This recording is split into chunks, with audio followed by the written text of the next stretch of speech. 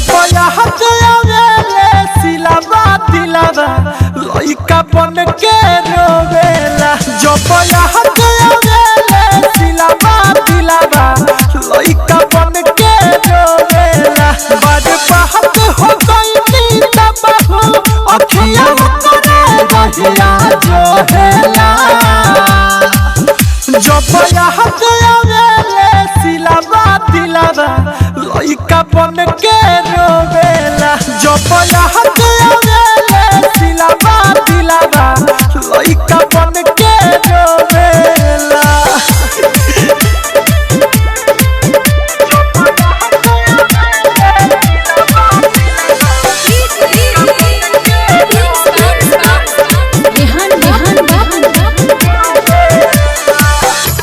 लगे नहीं भूख दुख जिंदगी में हमारा है अब ढल जाता रे। बिया होते यार ऐसा दिल दिया पीरा हनासा हल जाता रे।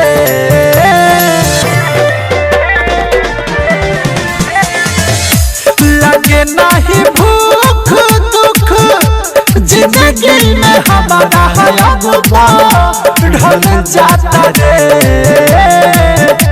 बिया होते यार ऐसा दिल दिया पीरा हनासा हल जाता रे।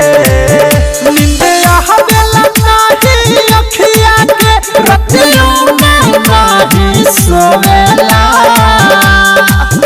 जब याद आवेले सिलावा दिलावा लइका बन के रोवेला। जब याद आवेले सिलावा दिलावा लइका बन के रोवेला। Mix by Aditya recording studio Gopalganj.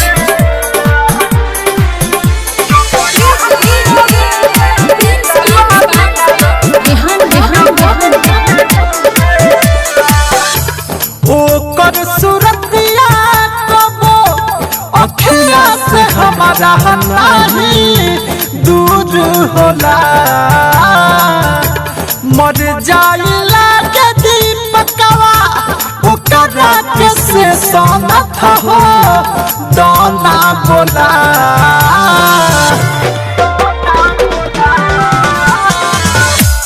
ओकर सूरतिया कबो अखिया से हमारा नहीं दूर होला।